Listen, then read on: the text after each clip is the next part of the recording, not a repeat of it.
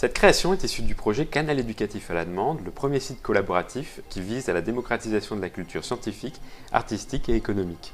Un avis, une volonté créatrice, rejoignez-nous sur canal-éducatif.fr.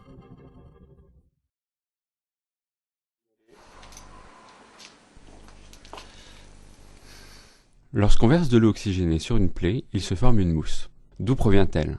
C'est la question qui a intéressé deux élèves du lycée Galilée. Nous allons les suivre dans leur démarche d'investigation.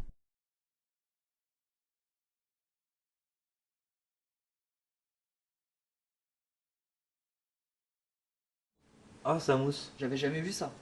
Bien voilà un phénomène intéressant. Lorsqu'on verse de l'eau oxygénée sur une plaie, il se forme de la mousse. Aujourd'hui, on va essayer de répondre à cette question. Pourquoi apparaît cette mousse? Alors d'où provient cette mousse? Ah, je sais, l'eau oxygénée, c'est un savon. Mais non, c'est pas un savon, on se lave pas avec. Vous n'avez pas l'air d'accord sur cette question. Est-ce que l'eau oxygénée est un savon?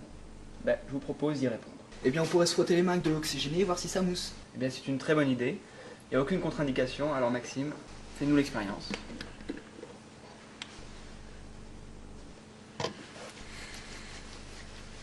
Ah, ça ne mousse pas, donc l'eau oxygénée n'est pas du savon. Si ça ne mousse pas, pourquoi tout à l'heure ça a moussé sur votre plaie? Il y a peut-être eu une réaction avec le sang? Voilà. On est donc ramené à notre première question. Pourquoi, lorsqu'on a versé tout à l'heure de l'eau oxygénée sur du sang, de la mousse est apparue? Tu sembles penser que le sang intervient dans le processus. Alors, quelle expérience est-ce qu'on peut proposer pour vérifier cette hypothèse? Mais on pourrait se couper nous aussi pour refaire l'expérience. Alors, il est hors de question que vous vous coupiez. Si vous voulez du sang, il y a de la viande dans le réfrigérateur, je vais aller en chercher.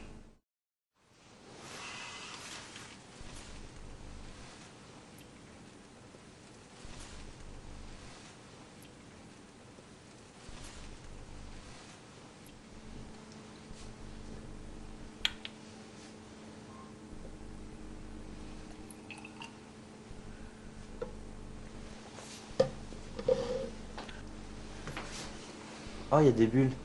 Mais quel est le gaz qui se dégage? Voilà une bonne question. Ici, vous avez mis de la viande en contact avec l'eau oxygénée et il s'est formé un gaz. Tout à l'heure, vous avez vu, lorsqu'on a mis de l'eau oxygénée sur la plaie, il s'est également formé une mousse. Alors, à votre avis, quelle est la nature de ce gaz? Si ce produit s'appelle de l'oxygéné, ça pourrait être de l'oxygène? Vous voulez dire du dioxygène? C'est pas sûr. Quelle est la formule chimique de l'eau oxygénée? L'eau oxygénée est en fait une solution aqueuse de peroxyde d'hydrogène, c'est-à-dire un mélange de peroxyde d'hydrogène avec de l'eau. Et le peroxyde d'hydrogène, sa formule, c'est H2O2. Si la formule c'est H2O2, il peut y avoir de l'hydrogène, du dihydrogène? On pourrait faire des tests pour savoir si c'est du dihydrogène ou du dioxygène. C'est une très bonne idée. Alors, quel test tu proposes, Maxime? Pour le dioxygène, on pourrait prendre une flamme et l'approcher. Si ça fait un pop, c'est-à-dire qu'il y a du dihydrogène. Exactement. Je te laisse réaliser l'expérience. Voilà la boîte d'allumettes. Le professeur a laissé Maxime approcher une flamme vers le tube à essai, car ni l'eau oxygénée ni le produit de la réaction ne sont inflammables. Ah, il n'y a aucun bruit, c'est donc pas du dihydrogène. Exactement. Et tu souffles jusqu'à ce qu'il est bien rouge, et c'est bien rouge, et tu le plonges dedans.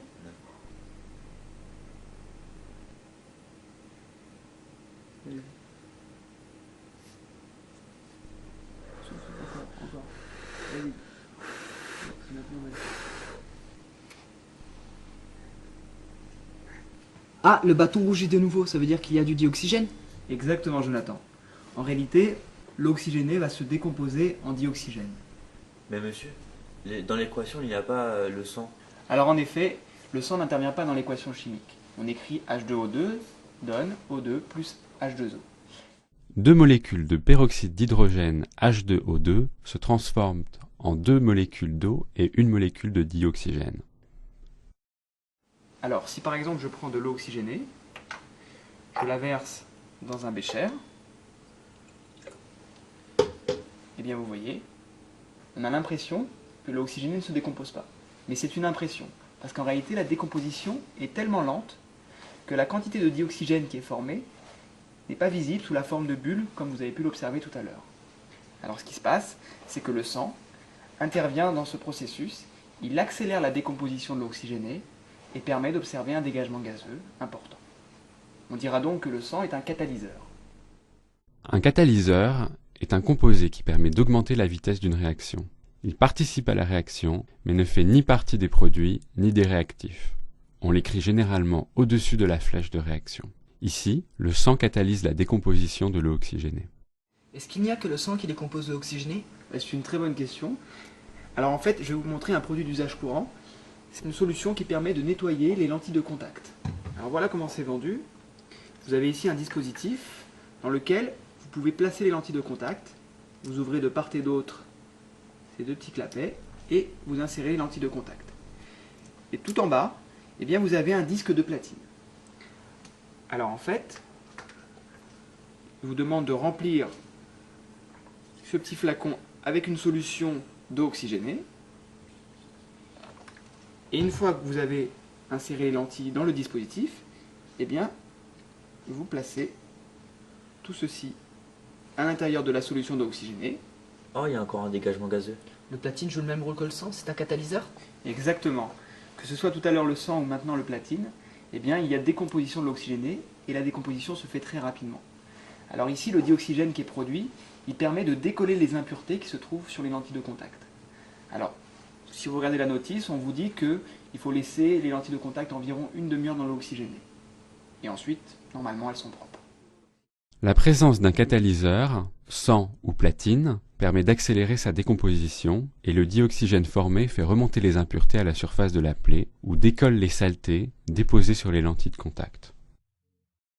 L'eau oxygénée sert donc à nettoyer les lentilles de contact, à soigner les plaies. Est-ce qu'il y a d'autres utilisations?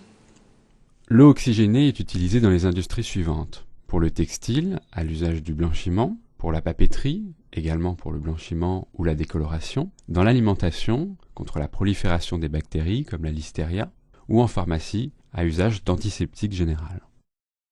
Les élèves et leurs professeurs ont présenté sous la forme d'une scénette ce que l'on appelle la démarche scientifique. Il s'agit d'un enchaînement d'étapes qui permettent d'accéder à une meilleure compréhension des phénomènes. Il s'agit de 5 étapes. Dans la première étape, on part de l'observation d'un phénomène. En l'occurrence, de la mousse se forme à la surface de la plaie lorsqu'on applique de l'eau oxygénée.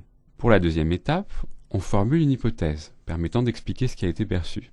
Ici, cette mousse correspond-elle à un dégagement gazeux de dihydrogène ou de dioxygène? Telle est l'hypothèse. Pour la troisième étape, on effectue la réalisation d'une expérience. On utilise un test caractéristique du dihydrogène gazeux ou du dioxygène en approchant une flamme. La quatrième étape consiste à interpréter les résultats de l'expérience. Le test montre la présence de dioxygène. Enfin, et c'est la cinquième étape, on dresse une conclusion. On constate ici que le sang contient une substance qui est la catalase, qui accélère la décomposition de l'eau oxygénée en dioxygène.